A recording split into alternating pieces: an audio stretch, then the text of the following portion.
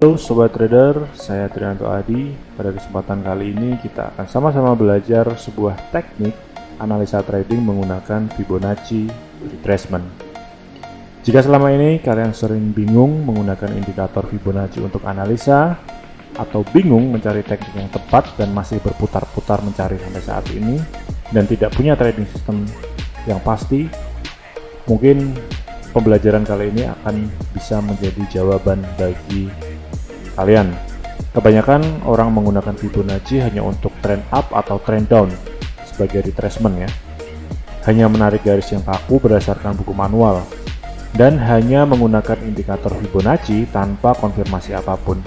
Nah, di sini kita akan menggunakan Fibonacci naik ke level yang lebih tinggi sehingga menghasilkan tingkat akurasi yang lebih tinggi. Jika kalian seorang trader, coba bayangkan dan ingat-ingat dulu nih, ketika pertama kali kalian belajar menarik garis Fibo, apakah pernah mengalami profit? Apakah pernah merasa tingkat akurasi dari level Fibo sungguh menakjubkan? Lalu semua itu hilang karena keserakahan. Bener gak? Nah, mari kita coba ulangi memori indah tersebut pada pembelajaran kali ini.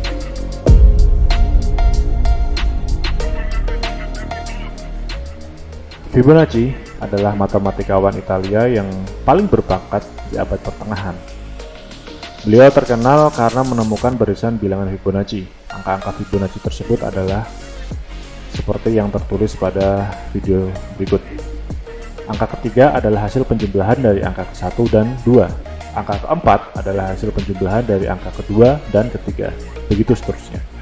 Lalu bagaimana ceritanya teori deret Fibonacci ini bisa sampai terkenal dalam dunia trading?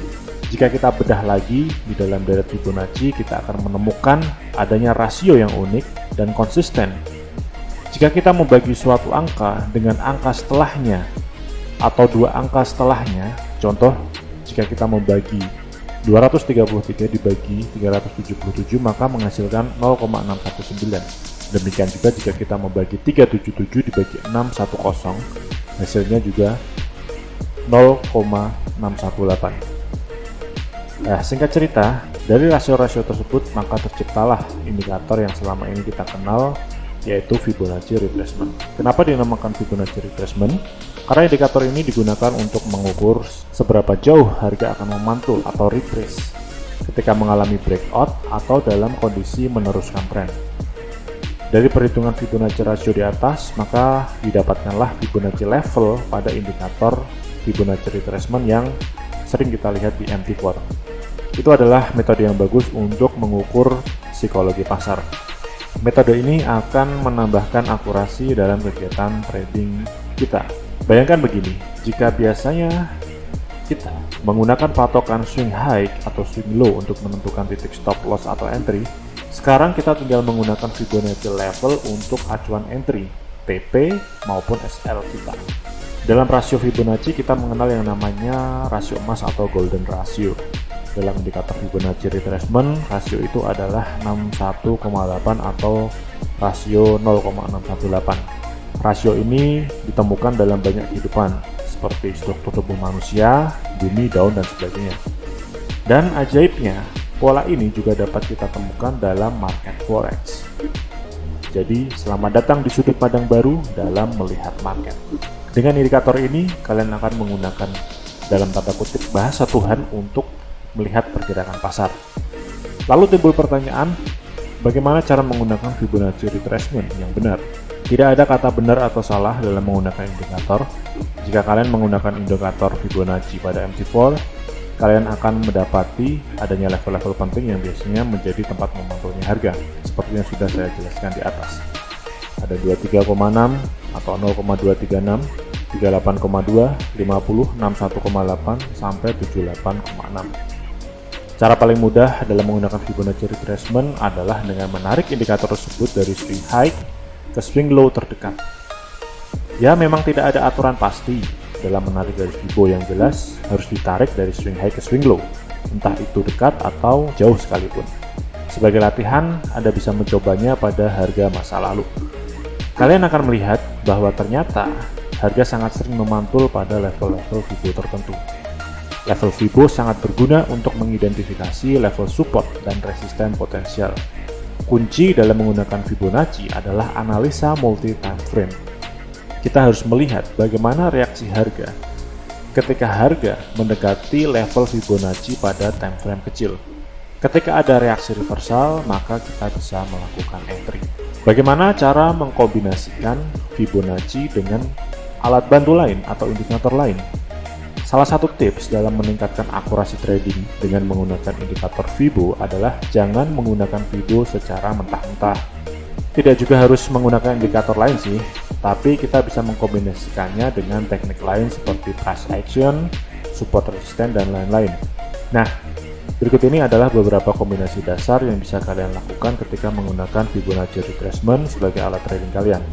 Pertama, Fibonacci level pada time frame yang berbeda. Jika kalian menemukan level Fibonacci yang saling bertumpuk pada time frame yang berbeda atau pada tarikan garis yang berbeda, bisa jadi itu adalah level harga yang kuat dan akan dihargai di masa depan. Dan biasanya level tersebut menjadi level support resisten yang kuat. Jadi pada time frame yang berbeda, dua garis Fibonacci saling bertumpukan. Yang kedua, menunggu reaksi harga ketika menyentuh level Fibo.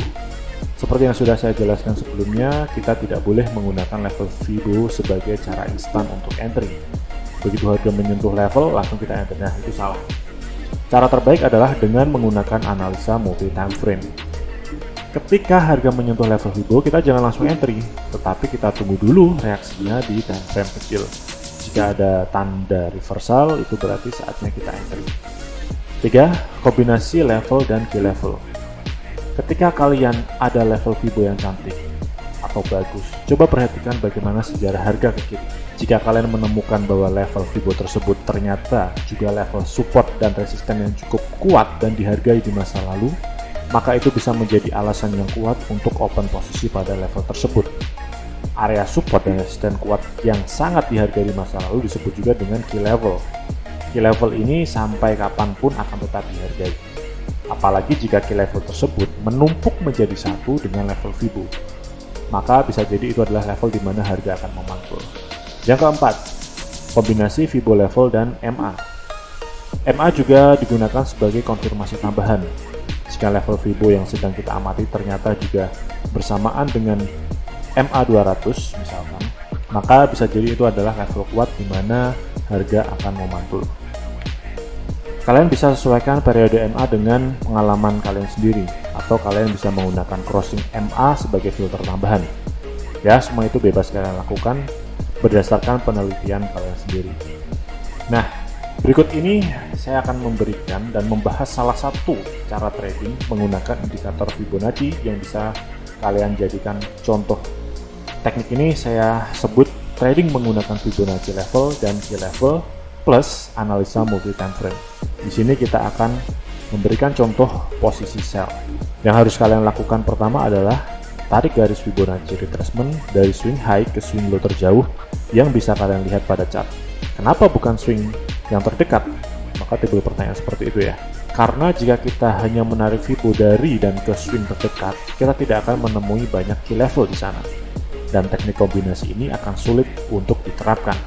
Jadi tujuan kita menarik garis Fibo secara lebar dan jauh adalah kita ingin menemukan ada banyak key level di antara level 0 dan 1 Fibonacci level.